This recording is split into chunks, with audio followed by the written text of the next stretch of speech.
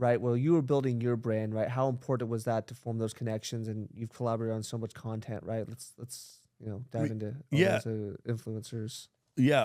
I'll tell you, like Adam Sosnick's hooked me up with a bunch of people. Dan Fleischman has hooked me up with a bunch of people, for sure. And then obviously Andrew Tate was the person who introduced me to Justin Waller, who's become one of my good friends. And then Justin introduced me to Rolo, and now Rolo and I have a show together.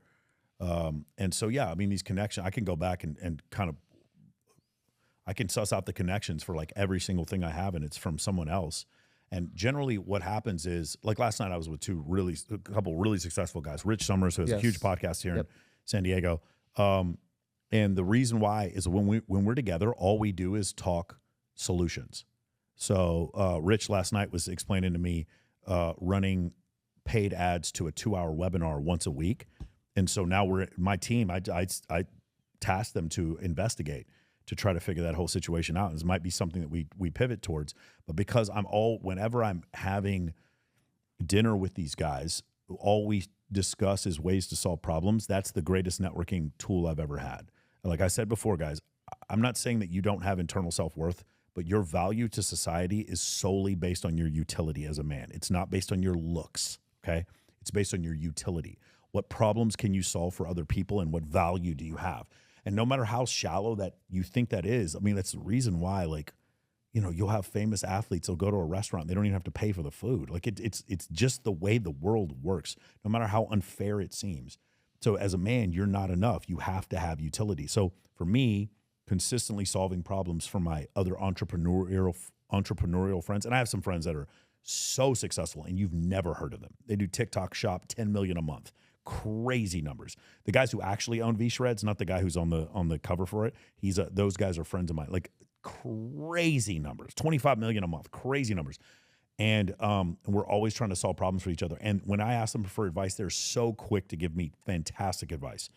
And so I would say at that level, that's when you notice things are the best. And the other thing is like, when you know you're at that level is when you go to dinner and like everyone's racing to pay, as opposed to when you go to dinner and everyone's like trying to skip the bill. That's kind of one of the biggest sort of dichotomies that I noticed, was like, I couldn't even pay. They wouldn't even let me pay.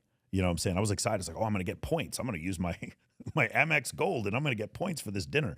And then I remember when you go out with Justin Waller, bro, you got to trick that dude. You got to get him talking to somebody and then sneak around and find the waiter, because he won't let you pay. Right? It's just like that with these guys. They race to pay. And that's something that I found with the very successful men, is that they do that because they want you to know that they value your time, and they're always trying to solve problems. And so, I mean, I can't give you a better piece of advice than that.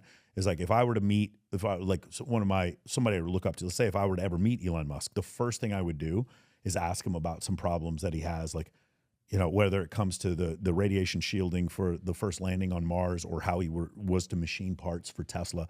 I would sit there and I would just talk about problems and possible solutions to those problems. Obviously, I'm not smart enough to figure out some of those problems, but I think that's the way that people like that communicate, is they solve problems for one another.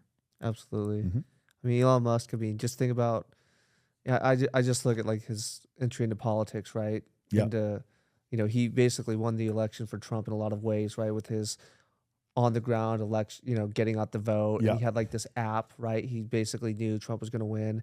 But that just shows, right, that he can master something incredibly quickly Yeah. and find a solution, right? Solution-oriented person. Yeah.